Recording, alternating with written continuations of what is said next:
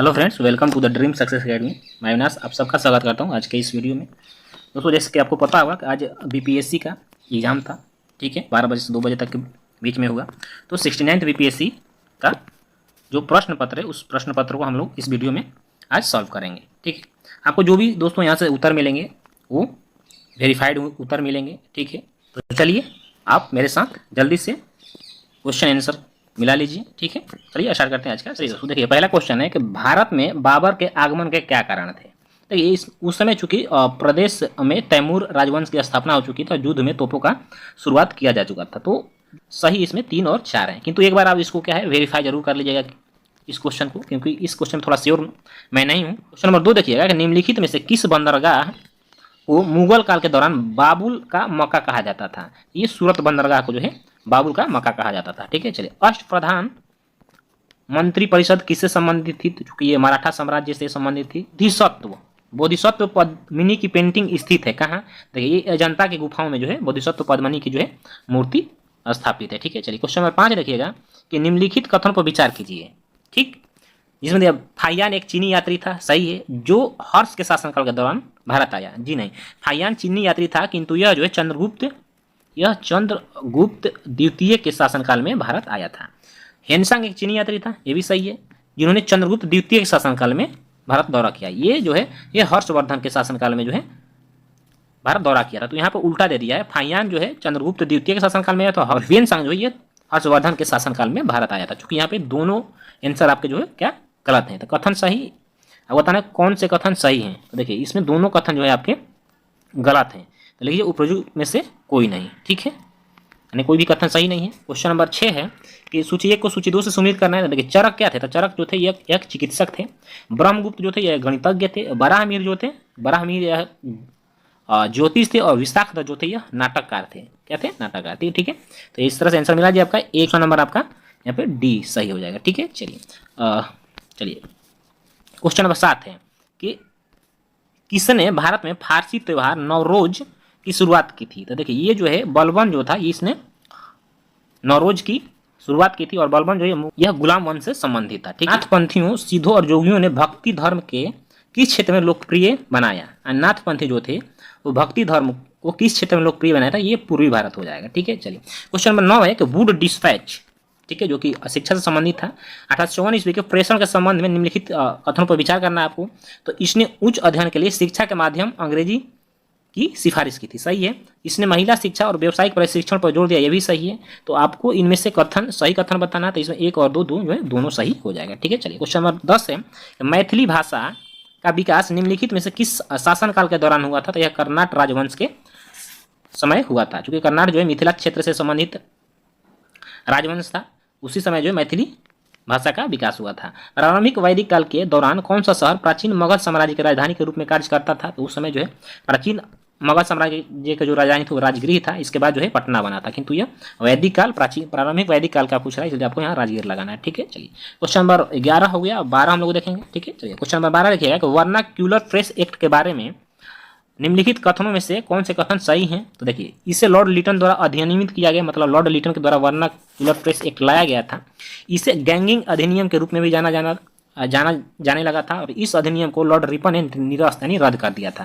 यानी जो तीनों है इसमें ऑप्शन नंबर तीनों सही है, तो 1, 2, 3 आप इसमें सही लगाइएगा। ठीक है, चलिए क्वेश्चन नंबर 13 है कि लॉर्ड मेयो के 1870 के संकल्प के बारे में निम्नलिखित में से कौन से कथन सही हैं। तो देखिए ये केंद्रीय और प्रांतीय वित्त को विभाजित करने वाला यह केंद्रीय और प्रांतीय वित्त विकेंद्रीकरण से जो है 1870 का संकल्प संबंधित था। चलिए दोस्तों क्वेश्चन नंबर 15 देखिए कि राजनीति की प्रारंभिक पुस्तक नीति सार किसके द्वारा लिखी गई थी। तो यह कौटिल्य के द्वारा लिखी गई थी, जिसको विष्णुगुप्त भी बोला जाता था या चाणक्य बोला जाता था। ठीक है, फुतुहात आलमगीरी किसके द्वारा लिखी गई थी। तो यह जो है ईश्वर दास नागर के द्वारा लिखी गई थी, फुतुहात आलमगीरी। ठीक है, चलिए क्वेश्चन नंबर 16 देखिएगा कि चीनी स्रोत के अनुसार श्रीलंका के शासक मेघवर्मन ने गया में बौद्ध मंदिर बनाने की अनुमति के लिए निम्नलिखित में से किस गुप्त राजा के पास एक मिशनरी भेजी थी। तो वह समुद्रगुप्त के पास भेजी थी, और समुद्रगुप्त के अनुमति के बाद जो है गया में एक बौद्ध धर्म का मंदिर बनवाया था मेघवर्मन ने। ठीक है, चलिए क्वेश्चन नंबर 17 देखिए कि कब बिहार पहली बार ब्रिटिश शासित भारत के तहत बंगाल प्रेसिडेंसी से अलग हुआ था। आप सबको पता होगा 1912 ईस्वी में जो है अलग हुआ था। क्वेश्चन नंबर 18 देखिएगा कि भारतीय कला में स्तूप, चैत्य तथा बिहार का निर्माण निम्नलिखित में से किससे संबंधित है? तो बौद्ध धर्म से संबंधित है। भारतीय हस्तशिल्प में बिहार में सुजनी क्या है? तो देखिए सुजनी जो है हस्तशिल्प बिहार से संबंधित है और यह जो है एक प्रकार का कढ़ाई होता है जो कि कपड़ों पे किया जाता है, ठीक है। और यह जो है आपको बता दूं कि बिहार के जो मुजफ्फरपुर जिला है वहां पे काफी प्रसिद्ध है, ठीक है। चलिए क्वेश्चन नंबर 20 है कि बिहार के विक्रमशिला विश्वविद्यालय के संबंध में निम्नलिखित कथन पर विचार करना है। यह जो है बिहार के वर्तमान बांका जिला में है, नहीं यह भागलपुर जिले में है। इसकी स्थापना पाल वंश के राजा पाल वंश के द्वारा किया गया था, किंतु धर्मपाल ने किया था। लेकिन धर्मपाल ने किया था, यह भी गलत है। बौद्ध धर्म का वज्रयान संप्रदाय यहाँ फला फूला सही है। और यह जो है खगोल विज्ञान तर्कशास्त्र कानून सबके लिए यहाँ पे जो है पढ़ाई करी जाती थी। तो इस तरह से 3 और 4 सही है, किंतु यहाँ पे क्या पूछ रहा है? यहाँ पे गलत उत्तर पूछ रहा है। देखिए यहाँ पे गलत, यदि आप ध्यान से नहीं देखे होंगे और वहाँ पे सही आंसर गलत, सही आंसर जो है आपको लगाओ कि उपयुक्त में से कौन कथन सही है, तो फिर आपका गलत हो गया। यहाँ पे गलत उत्तर पूछ रहा है, इसलिए आपका 1 और 2 जो है गलत उत्तर है, ठीक है। इसलिए आंसर आपका 1 और 2 हो जाएगा, ऑप्शन नंबर ए, ठीक। चलिए क्वेश्चन नंबर अब 21 देखेंगे। चलिए दोस्तों क्वेश्चन नंबर 21 है निम्नलिखित में से कौन से राष्ट्रीय उद्यान वन्य जीव अभयारण्य जो है बिहार में है? तो देखिए तो इसमें वाल्मीकि राष्ट्रीय उद्यान बिहार में है, ठीक है, यह पश्चिमी चंपारण में है। भीम बांधे जीव अभयारण्य यह मुंगेर में, ये भी सही। दुधवा राष्ट्रीय उद्यान यह यूपी में है और गजनेर वन्य अभयारण्य बिहार में नहीं। तो इस तरह से आपका 1 और 4 जो है बिहार में है, ऑप्शन नंबर डी सही होगा, ठीक है। चलिए क्वेश्चन नंबर 22 है कि गैंगेटिक डॉल्फिन के संबंध में निम्नलिखित कथनों पर विचार करें। तो गंगा नदी के डॉल्फिन को IUCN की रेड लिस्ट के तहत लुप्त प्राय जीव के रूप में वर्गीकृत किया गया, सही है। इसमें कोई क्रिस्टलीय नेत्र नहीं होता, मतलब यह अंधा होती है, ठीक है। और यह जो इक्वेलेशन के उपयोग कर आगे बढ़ती है और अपना शिकार करती है और इसे भारत के राष्ट्रीय जलीय जीव के रूप में घोषित किया गया है, ठीक है। तो इस तरह से इसमें जो है उपयुक्त सभी जो है आंसर सही हो जाएगा, ठीक है। चलिए क्वेश्चन नंबर अगला है कि गंडक नदी का दूसरा नाम क्या है? तो देखिए नारायणी जो है गंडक नदी का दूसरा नाम है। बिहार के निम्नलिखित में से किस जिले में सोना का पाया जाता है? तो यह जमुई में पाया जाता है। और त्रिवेणी नहर का निर्माण निम्नलिखित में से किस नदी पर किया गया? तो यह जो है त्रिवेणी नहर का निर्माण गंडक नदी पर किया गया है। दोस्तों आपको बता दूं 1 दिन पहले, जस्ट अभी 1 दिन पहले मैंने बिहार के प्रमुख जलप्रपात नदियों के, बिहार के प्रमुख शहर जो नदियों के किनारे बसे हैं और बिहार के प्रमुख नहरों पे एक वीडियो बनाया था। देखिए तीनों क्वेश्चन वहाँ से लड़ गए हैं। यदि आपको विश्वास ना हो तो आप जाइए प्लेलिस्ट में, वहाँ देखिएगा कि बिहार के प्रमुख नहरें, प्रमुख खनिज चैप्टर से जो मैंने वीडियो बनाया वहाँ से 3 क्वेश्चन डायरेक्ट आ गए उस वीडियो में। 10 मिनट का लगभग वीडियो होगा, वो यदि आप देखे होते तो यहाँ से आपके 3 नंबर बन गए होते। तो चलिए क्वेश्चन नंबर 26 अब देखेंगे हम कि कथन और कारण से है, ठीक है। देखिए ये थोड़ा आपको फैक्चुअल क्वेश्चन है, तो कुछ ऐसे क्वेश्चन है जो कि काफ़ी डीप जाकर पूछा गया है बीपीएससी के द्वारा, ठीक है। तो वैसे क्वेश्चनों के लिए मैं एक अलग से वीडियो बना दूंगा, क्योंकि थोड़ा इस पर और इसको वेरीफाई करना, इसके आंसर को जल्दबाजी की जगह में अभी इसको मैं नहीं कर पाया हूँ, तो आप इसके लिए परेशान मत होइएगा। इसके लिए मैं फिर एक वीडियो बना दूंगा जो कि थोड़ा कन्फ्यूजन वाला है, और जो विवादित प्रश्न होंगे वैसे प्रश्नों पर मैं एक वीडियो बना दूंगा, ठीक है। तो अभी इसको हम फिलहाल छोड़ देते हैं, ठीक है। चलिए आगे क्वेश्चन देखेंगे। चलिए क्वेश्चन नंबर 28 देखेंगे कि निम्नलिखित में कौन सा समुद्री जैव विविधता के दृष्टिकोण से दुनिया का सबसे समृद्ध क्षेत्र है, जिसमें ज्वारमुख, समुद्र नद, पर्यावरण के जंगल, समुद्री घास, प्रवाल भित्ति, नमक दलदल और मैंग्रोव्स के साथ 21 द्वीप शामिल हैं? तो देखिए ये जो है सुंदरवन डेल्टा हो जाएगा, यानी सुंदरवन बायोस्फीयर रिजर्व जो है आपका आंसर आएगा, ठीक है। चलिए क्वेश्चन नंबर 29 देखिएगा कि 90 डिग्री पूर्वी देशांतर पर स्थित थिम्फू जो कि भूटान की राजधानी है का स्थानीय समय निर्धारित कीजिए जब ग्रीनविच जो है 0 डिग्री में दोपहर के 12 बज रहे हैं। तो ये आपका 6 AM हो जाएगा, यानी 6 बजे सुबह हो जाएगा। निम्नलिखित में कौन सा कथन सही है? तो देखिए अवरक जो है कोडरमा में पाया जाता है, बिल्कुल सही है, तो आपको यही आंसर मिल गया। क्वेश्चन नंबर 31 देखेंगे। चलिए दोस्तों क्वेश्चन नंबर 31 देखिए, ग्लोब पर 1 डिग्री के अंतराल पर खींची गई अक्षांश रेखाएं कितनी हैं? तो यह जो है 179 होती है, ठीक है। चलिए 32 है कि कोसी मैदान की माध्य समुद्र तल से औसत ऊंचाई क्या है? तो दोस्तों इसका आंसर नहीं मिल पाया हमें, ठीक है, मैंने इसे नहीं किया, इसलिए आप इसका यदि आंसर किए हो तो एक बार वेरीफाई कर लीजिएगा किसी और भी सोर्स से, ठीक है। इसलिए हम इसको अभी छोड़ते हैं। क्वेश्चन नंबर 33 देखिएगा कि किस पठार पर कर्क रेखा तथा भारतीय मानक समय रेखा एक दूसरे को काटती है? तो यह जो है देखिए बघेलखंड का जो पठार है जो कि आपको छत्तीसगढ़ में पड़ता है, ठीक है, छत्तीसगढ़ में पड़ता है। तो छत्तीसगढ़ का जो सूरजपुर जिला है, सूरजपुर, यहाँ पे जो है यह दोनों रेखाएं एक दूसरे को काटती हैं जो कि बघेलखंड पठार के ऊपर। क्वेश्चन नंबर 34 देखिएगा, उत्तराखंड का कौन सा जिला तिब्बत सीमा से नहीं लगता है? तो यह अल्मोड़ा जो है तिब्बत से नहीं लगता, बाकी चमोली, उत्तरकाशी ये जो है तिब्बत से लगता है, ठीक है। क्वेश्चन नंबर 35 देखिए, एल नीनो धारा कहाँ प्रवाहित होती है? तो यह जो है प्रशांत महासागर में प्रवाहित होती है, ठीक है। चलिए क्वेश्चन नंबर अब 36 देखिएगा। निम्नलिखित कथनों पर विचार करना है, ठीक है, जिसमें कि आपको है कि सतह, और इसमें आपको विचार करके बताना है कि इनमें कौन कथन गलत है। देखिए सतह क्षेत्रफल के हिसाब से विक्टोरिया झील दुनिया के तीसरी सबसे मीठे पानी की झील है, सही है। यह अफ्रीका के महान झीलों में से एक है, ये भी सही है, ठीक है। इसकी सीमा 4 देशों तंजानिया, जुगांडा तथा केन्या, रवांडा से नहीं लगती है, इसलिए गलत हो गया। विक्टोरिया झील से निकलने वाली एकमात्र धारा नील नदी है जो जुगांडा के जिंजा के पास, तो ये भी गलत होगा। एक ही नदी यहाँ से नहीं निकलती है, तो आपका आंसर यहाँ पे जो है 3 और 4 हो जाएगा, ठीक है, 3 और 4। चलिए क्वेश्चन नंबर 37 देखिएगा। हीट वेव क्या है? तो हीट वेव यदि किसी पहाड़ी इलाके का अधिकतम तापमान 40 डिग्री सेल्सियस से अधिक पहुंच जाता है तो उसे हम हीट वेव कहते हैं, ठीक है।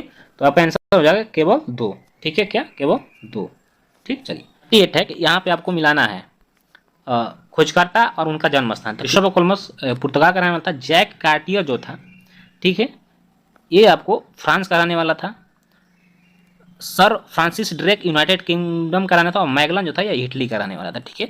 तो यहाँ पे मिला लीजिए, ए का आपका क्या हो जाएगा, ए का 1 हो जाएगा, बी का 4 हो जाएगा, ठीक है, यानी कि ऑप्शन नंबर आपका सी हो जाएगा, सही होगा, ठीक है।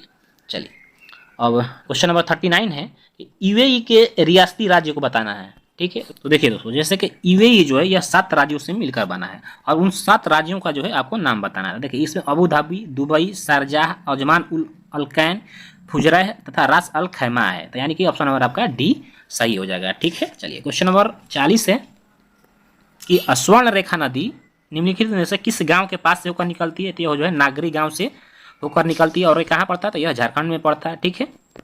चलिए क्वेश्चन नंबर 41 है कि किसी समुदाय को अनुसूचित जनजाति के रूप में घोषित करने के लिए आवश्यक विशिष्टताएं क्या हैं? तो देखिए ये यानी किसी समुदाय को यदि हमें एसटी घोषित करना है तो उसके लिए क्या क्या विशेषताएं हैं? तो उसमें आदिम लक्षणों के संकेत होने चाहिए, विशिष्ट उनकी संस्कृति होनी चाहिए, बड़े पैमाने पर समुदाय के साथ संपर्क में शर्म आनी चाहिए, और पिछड़ापन एवं भौगोलिक जो है अलगाव होना चाहिए। उपयुक्त जो है आपका यहाँ पे सही सब हो जाएगा, यानी ऑप्शन नंबर डी सही होगा, ठीक है। चलिए क्वेश्चन नंबर 42 देखिएगा कि भारतीय संविधान में मौलिक अधिकारों के विचार के संदर्भ किस देश से लिया गया है? तो मौलिक अधिकार जो है संयुक्त राज्य अमेरिका के संविधान से लिए गए। भारतीय संविधान के किस अनुच्छेद द्वारा अस्पृश्यता को समाप्त किया गया है? तो यह अनुच्छेद 17 के तहत किया गया है, ठीक है। क्वेश्चन नंबर 44 है कि उच्च न्यायालय में न्यायाधीशों की संख्या निर्धारित करने का अधिकार निम्नलिखित में किसके पास है? तो दोस्तों ये राष्ट्रपति के पास है, ठीक है। यहाँ पर गौर होगा, यहाँ उच्चतम न्यायालय यदि होता तो फिर जो न्यायाधीशों को नियमित करने का निर्धारित करने का अधिकार था वो संसद के पास होता है, किंतु यहाँ पे पूछ रहा है उच्च न्यायालय, इसलिए यहाँ पे राष्ट्रपति के पास जो है यह अधिकार होता है, ठीक है। चलिए क्वेश्चन नंबर 45 देखिएगा कि 5वीं अनुसूची किस विशिष्ट समूह के लोगों के शासन और हितों की रक्षा से संबंधित है? तो अनुसूची जो है जनजाति के हितों से संबंधित है। क्वेश्चन नंबर 46 है कि भारतीय सर्वोच्च न्यायालय ने किन किन मुकदमों में सर्वप्रथम संविधान के मूल ढांचे का सिद्धांत दिया है? तो यह गोलकनाथ बनाम पंजाब राज्य और केशवानाथ भारती बनाम केरल राज्य के संदर्भ में जो है दिया था। ऑप्शन नंबर आपका ए और बी दोनों, यानी कि ऑप्शन नंबर डी सही हो जाएगा, ठीक है। चलिए क्वेश्चन नंबर 47 है कि सूचीबद्ध राजनीतिक दलों को सूचीबद्ध 2 से, यानी सूचीबद्ध 1 को सूची 2 से आपको उसके स्थापना वर्ष के क्रम में सुमेलित करना है, या किस राजनीतिक पार्टी के कब स्थापना हुआ? तो यहाँ देखिए कम्युनिस्ट, सबसे पहले भारतीय कम्युनिस्ट पार्टी जिसकी स्थापना सन 1925 ईस्वी में हुई थी, किसने किया था? एम एन राय ने किया था। बहुजन समाज पार्टी, इसकी स्थापना 1984 ईस्वी में हुई, और भारतीय कम्युनिस्ट पार्टी की स्थापना जो है यह 1964 ईस्वी में हुआ। ऑल इंडिया तृणमूल कांग्रेस का स्थापना 1998 ईस्वी में हुआ था, ठीक है। तो इस तरह से आप मिला लीजिएगा। इसका आंसर आपको बता दूं कि इसका आंसर हो जाएगा ऑप्शन नंबर डी, ठीक है, ऑप्शन नंबर डी इसका सही आंसर हो जाएगा। क्वेश्चन नंबर 48 है किन अनुच्छेदों के अंतर्गत अध्यक्ष सदन के किसी सदस्य को उसकी मातृभाषा में बोलने का इजाजत देता है? तो यह अनुच्छेद जो है अनुच्छेद 120(1) के तहत देता है, ठीक है। चलिए क्वेश्चन नंबर 49 है कि कॉलेजियम प्रणाली के बारे में निम्नलिखित कथनों पर विचार करना है, और इसके बाद बताना है आपको कि कौन उसमें से सही है, ठीक है। तो चलिए देखते हैं। देखिए इसमें एक सुप्रीम कोर्ट कॉलेजियम एक 5 सदस्यीय निकाय जिसकी अध्यक्षता भारत के मौजूदा मुख्य न्यायाधीश यानी सीजेआई करते हैं, और इसमें न्यायालय में कार्यरत 4 अन्य वरिष्ठतम न्यायाधीश होते, सही है। संसद ने विधि द्वारा कॉलेजियम प्रणाली पर आरंभ किया। उच्चतम न्यायालय उच्च न्यायालयों के न्यायाधीशों की नियुक्ति कॉलेजियम प्रणाली के द्वारा किया जाता है, यह भी सही है। और कॉलेजियम प्रणाली की शुरुआत वर्ष 1993 ईस्वी में पीएन भगवती की ऐतिहासिक फर्स्ट जज सुनवाई के तहत किया गया था। ये 3 तो बिल्कुल आपके सही है, ठीक है। और ये चौथा भी सही है, किंतु इसमें ऑप्शन में क्या दे रहा है, ऑप्शन में दे रहा है कि इनमें से कौन से कथन सही हैं। तो इसमें 1 2 3 4 कर रहा है, मेरे हिसाब देखिए ये चारों सही हैं। तो ये जो क्वेश्चन है ये पूरा विवाद का जड़ बनेगा पक्का। तो छोड़िए इसको, अभी तो इसमें आंसर मेरे हिसाब से कोई नहीं लग रहा। बाकी आप एक कहीं से मिले तो मिला लीजिएगा, ठीक है। चलिए आगे बढ़ते हैं। क्वेश्चन नंबर 50 है कि भारतीय संविधान के 42वें संविधान संशोधन में निम्नलिखित कथनों पर विचार कीजिए। यानी 42वें संविधान संशोधन के बारे में हमें देखना है। देखिए इसमें प्रस्तावना में 3 शब्द जोड़े गए थे, सही है। इसमें संविधान में 8 मौलिक कर्तव्य, नहीं, संविधान में टोटल 10 मौलिक कर्तव्य जोड़े गए थे, तो ये गलत हो जाएगा। इसमें नए निदेशक सिद्धांत जोड़े, यानी इतना, ये भी गलत है, नहीं जोड़े गए थे।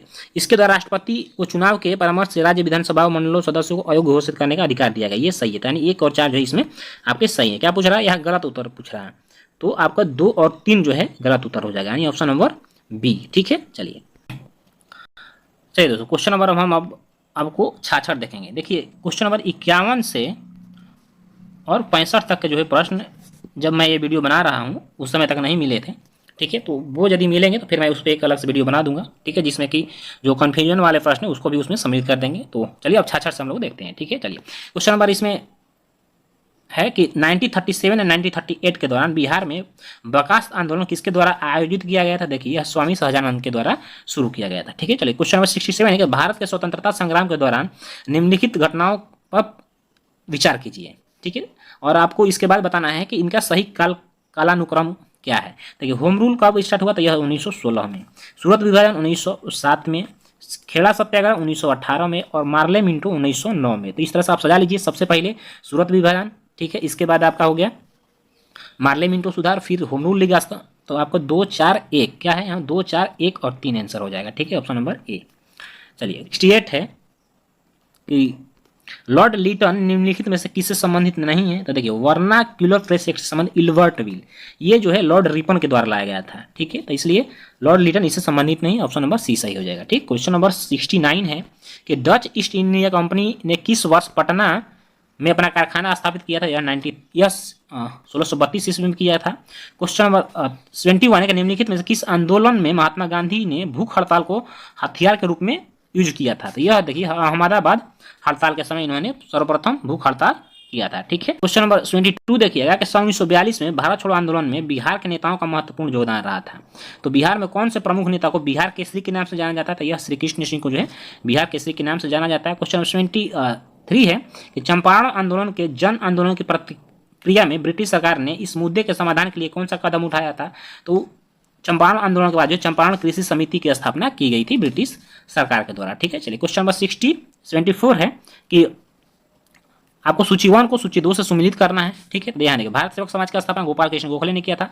तत्व बोधिनी सभा की स्थापना देवेंद्रनाथ टैगोर ने किया था और आत्मीय समाज की स्थापना राजा राम मोहन राय ने किया था। तो इस तरह से मिला लीजिएगा, ठीक है, मिला लीजिएगा। क्वेश्चन नंबर 25 है कि अंबाबाई एक स्वतंत्रता सेनानी थी, ठीक है। तो इनका संबंध भारत के किस राज्य से। तो अंबाबाई जो यह कर्नाटक की एक स्वतंत्रता सेनानी थी। क्वेश्चन नंबर 26, इनमें से कौन कैबिनेट मिशन के सदस्य नहीं थे। तो JF एंड्रू जो थे यह कैबिनेट मिशन के सदस्य नहीं थे, ठीक है। चलिए क्वेश्चन नंबर 27 है सुरक्षा बल सिद्धांत के आधार पर भारतीय राष्ट्रीय कांग्रेस की स्थापना ब्रिटिश सरकार को खतरों से बचाने के लिए किया गया था। यह विचार किस नेता के थे, ठीक है। यह जो है विपिन चंद्र पाल के थे, ठीक है। चलिए क्वेश्चन नंबर 28 है कि निम्नलिखित में से किस भारतीय राष्ट्रीय कांग्रेस के अधिवेशन में पहली बार मौलिक अधिकारों से संबंधित प्रस्ताव पेश किए गए थे। यह कराची अधिवेशन में किए गए थे 1931 ईस्वी में। क्वेश्चन है कि 1857 के विद्रोह की विफलता के निम्नलिखित में से कौन से कारण थे। तो अंग्रेजों की सैन्य श्रेष्ठता, सही है। विद्रोहियों के पास कोई एकीकृत कार्यक्रम नहीं था, ठीक है, यानी टुकड़ों में विद्रोह किए जा रहे थे और समाज के सभी वर्गों का इसमें समर्थन भी नहीं था। तो इस तरह से ऑप्शन नंबर इसमें जो है 1 2 और 3 यानी कि उपयुक्त सभी सही है, ठीक है। चलिए क्वेश्चन नंबर 80 है कि बिहार का वह कौन रसोइया था जिसने 1917 में महात्मा गांधी की हत्या के प्रयास को विफल कर उनके भोजन में मिले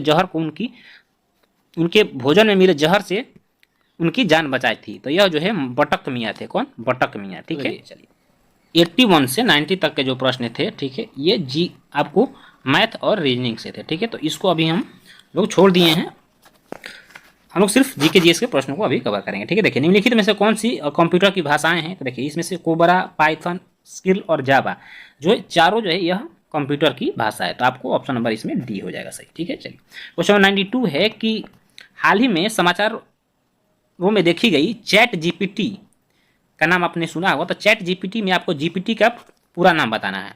देखिए इसका पूरा नाम जो होता है जनरेटिव प्री ट्रेंड ट्रांसफर होता है। ठीक है, चलिए क्वेश्चन नंबर अब अगला है कि 93 कि जीभ के निम्नलिखित में से कौन से जीभ के स्वाद में नहीं है। ठीक है, तो देखिए ये जो है आपको कड़वा जो है जीभ के स्वाद में नहीं है, उमामी जो है जीभ के स्वाद में नहीं है, और सात तीखा जो है यह जीभ के स्वाद में नहीं है। इसलिए आपका आंसर आपको यहाँ पर 2, 5 एंड 7 ऑप्शन नंबर डी। ठीक, चलिए निम्नलिखित में से कौन से जोड़े सही सुमेलित हैं। देखिए सांस के, तो देखिए इसमें से आपको बता दूं कौन सुमेलित हैं। तो सांस की तकलीफ को डिस्पनिया कहा जाता है, और गंध की यदि गंध नहीं आती है तो वैसे बीमारी को एनोस्मिया कहते हैं। तो आपका यहाँ पर ऑप्शन नंबर जो है ए सही हो जाएगा। ठीक है, 3 और 4। ठीक, आपका ऑप्शन नंबर 3 और 4 सही हो जाएगा। चलिए अगला क्वेश्चन है कि ब्रह्मांड में पल्सर क्या है। अब बताना है कि पल्सर जो है क्या है। तो देखिए यह जो है घूमते हुए न्यूट्रॉन के तारे हैं। क्वेश्चन नंबर 96 है कि प्रयोगशाला में विकसित हीरे एलजीडी के संदर्भ में हीरे के बीज के रूप में किसका उपयोग किया जाता है। तो इसमें क्यूबिक जिरकोनिया यानी CZ का प्रयोग किया जाता है। ठीक है, क्वेश्चन 97 है कि बुलेट प्रूफ जैकेट बनाने के लिए उपयोग किया जाने वाला फाइबर क्या है। तो केवलर जो है, केवलर का जो प्रयोग है बुलेट प्रूफ जैकेट बनाने के लिए किया जाता है। ठीक है, चलिए क्वेश्चन नंबर 98 है HMX। आपको क्या बताना है, HM और X का फुल नाम बताना है। तो इसका फुल फॉर्म जो होता है वो हाई मेल्टिंग एक्सप्लोसिव होता है। ठीक है, चलिए क्वेश्चन नंबर 99 है कि अक्टूबर 2022 में लॉन्च किए गए टेस्ला के ह्यूमनाइड रोबोट जो था उसका क्या नाम है। तो उसका जो नाम था ऑप्टिमस था। क्या, ऑप्टिमस। ठीक है, चलिए क्वेश्चन नंबर 100 देखिएगा, वो हम मैनहट्टन परियोजना क्या है। आपको बताना मैनहट्टन परियोजना क्या है। तो देखिए यह जो है एक अनुसंधान और विकास उपक्रम जिसके पहले परमाणु हथियार का उत्पादन किया जाता था यह है। ठीक है, यह अमेरिका में शुरू किया गया था द्वितीय विश्व युद्ध के समय। तो दोस्तों इस तरह से हम लोगों ने 100 तक के प्रश्नों को बाकी मैथ और रीजनिंग के छोड़कर कवर किया। बाकी के जो 50 प्रश्न हैं 101 से 150 तक प्रश्नों को इसके पार्ट 2 जब लाएंगे उसमें कवर करा देंगे। और जो भी थोड़ा जो क्वेश्चन पे कन्फ्यूजन है, ठीक है, वैसे क्वेश्चनों को मैं उस वीडियो में शामिल कर दूंगा। तो आपके लगभग 60 से 70 क्वेश्चन जो है अभी बाकी हैं, जिसके लिए मैं पार्ट 2 इसका लेकर आऊँगा। ठीक है, पार्ट 2 उसमें आपको कवर करा दूंगा। तो आज का वीडियो यहीं पर हम समाप्त करते हैं। आपको कैसी लगी आज का सेशन जरूर बताइएगा और अपना स्कोर कमेंट करिएगा। आप लोगों ने जितने क्वेश्चन करे उसमें कितने सही क्वेश्चन किए हैं। ठीक है, बाकी पार्ट 2 का वेट कीजिए, बहुत जल्द उसको भी लाऊंगा। तो आशा करता हूँ कि आपका एग्जाम जो है काफ़ी अच्छा गया होगा और आप अच्छा मार्किंग भी करके आए होंगे। तो फिर मिलेंगे दोस्तों बहुत जल्द। जय हिंद, वंदे मातरम।